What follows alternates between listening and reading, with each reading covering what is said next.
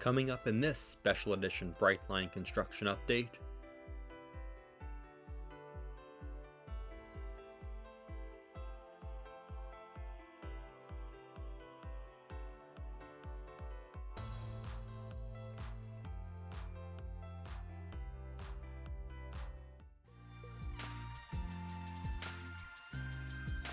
this special Brightline construction update looks at days 4 through 8 of the installation of the Cocoa Tunnel on March 18th to the 22nd, 2021.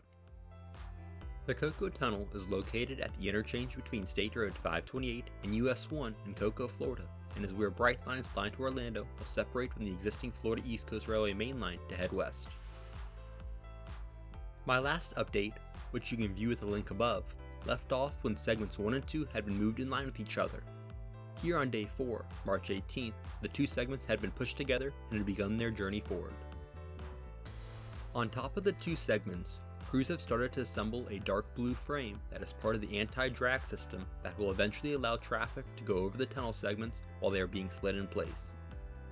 There will be more on this system throughout this video as the system begins to take shape.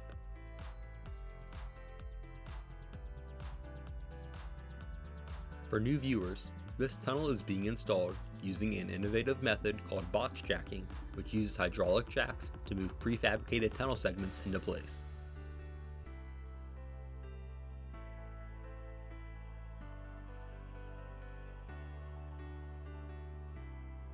In the last 24 hours, the two segments had been jacked forward the length of the light blue rods that are between the dirt pile and the segments.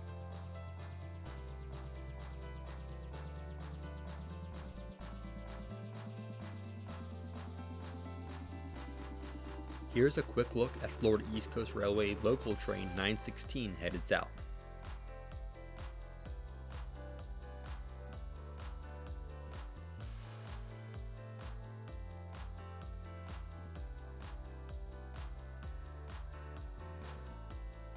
Moving on to day 5, March 19th, and the segments were moved forward a little more before being stopped, so work could transition to preparing the new eastbound lanes of State Road 528 to go over them.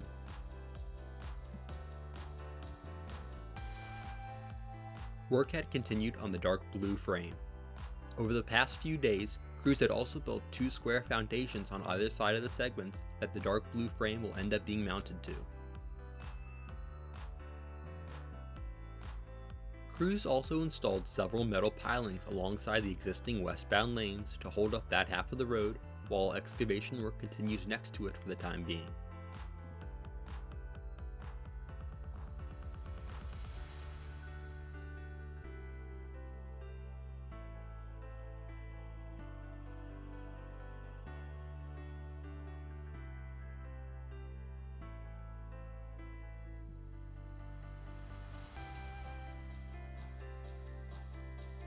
Here is part of FEC Train 101 passing the worksite.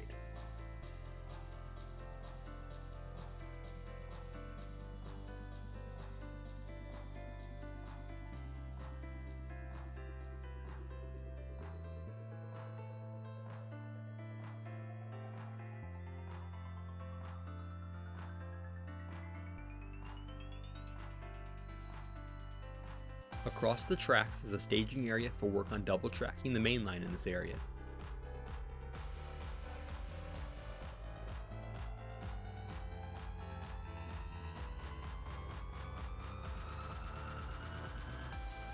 Here's a look at how far the segments had been moved in the past day.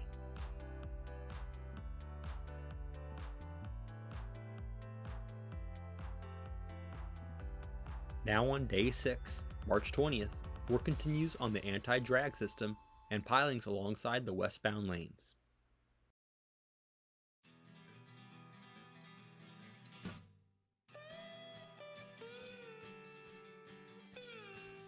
The dark blue frame had been mounted on the square foundations by this point.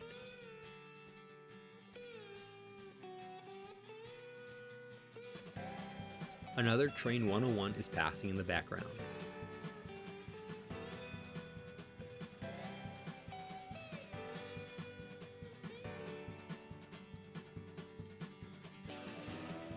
Between the metal pilings at the top of the screen, sheets of metal are being vibrated into place to provide a solid, vertical face that crews can excavate up to without disturbing traffic.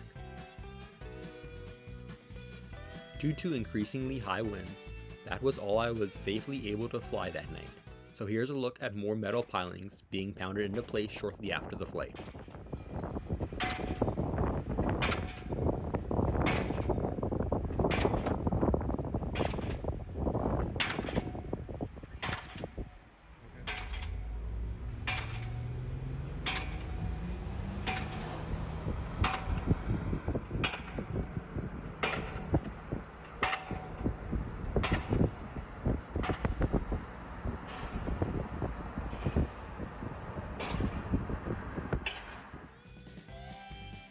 On day 7, March 21st, is when the anti-drag system really began taking shape.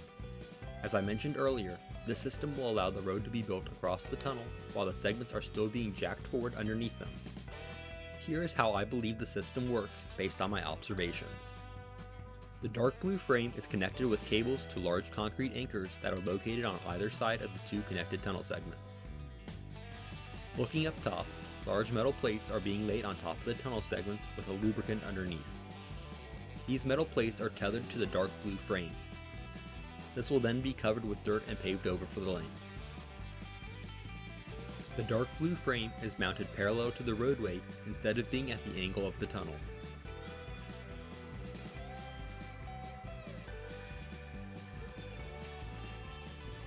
The metal plates they are laying had previously been stacked on top of the first tunnel segment as it moved forward.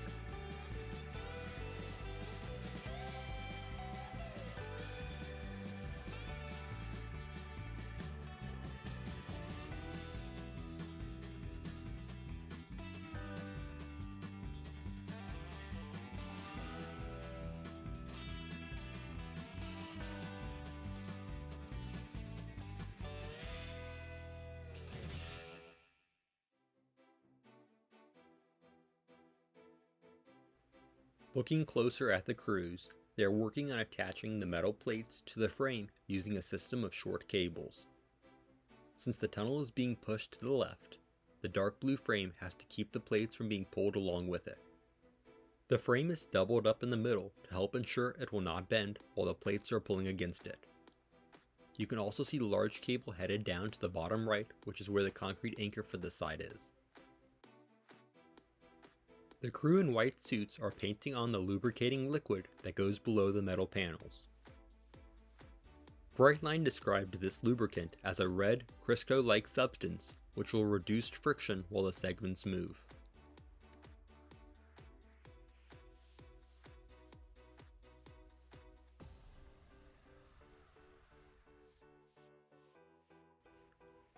All of the individual metal plates will be bolted together to form a single structure linked to the dark blue frame.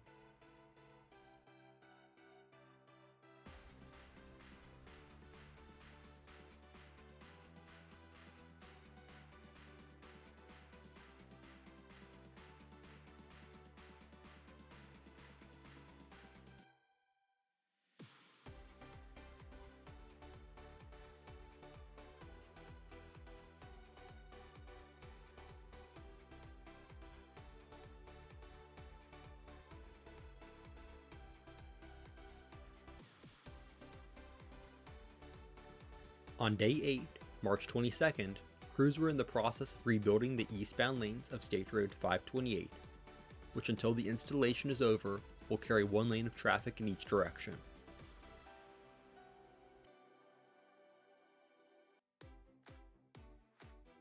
In the last day, a white tarp had been laid on top of the metal plates and dirt has started to be piled on to form the two lanes.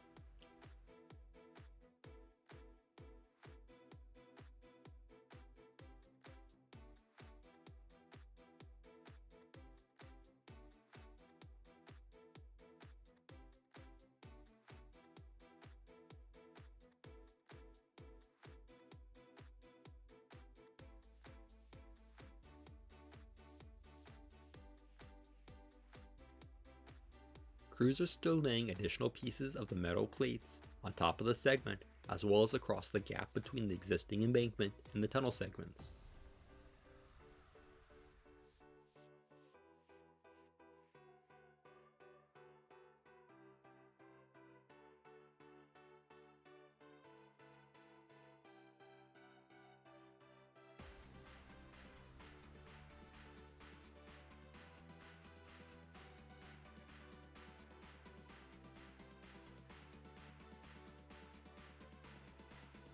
This night is when the 528 is scheduled to close so traffic can move onto the new eastbound lanes, so crews have their work cut out for them in order to be ready in time.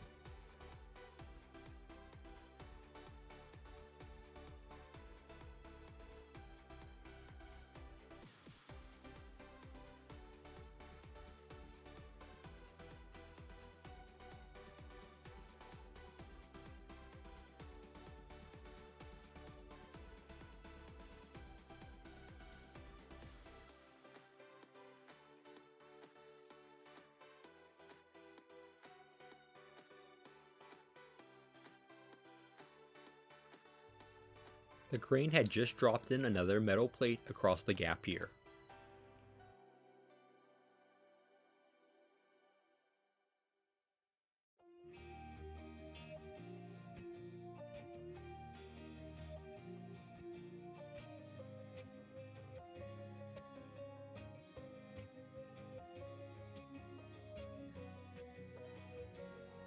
The lanes are being rebuilt by first pouring back in some of the dirt that had been removed during the excavation, and it is then compacted into place.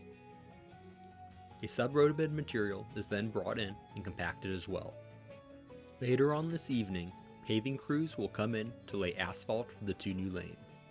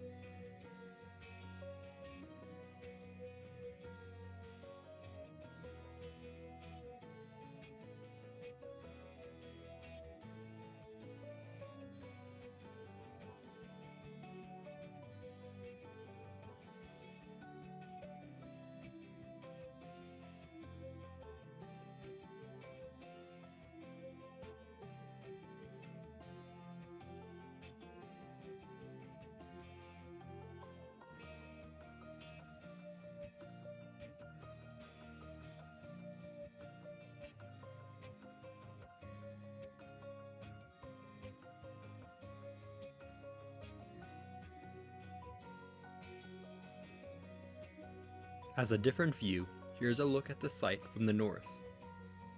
Note that the end of the tunnel segment was not covered and there are lights on inside. That will be the end of this update. Remember to follow my social media pages for daily updates on the construction until my next video on the installation. Thanks for watching. Be sure to hit the like button and subscribe. Also check out my social media pages.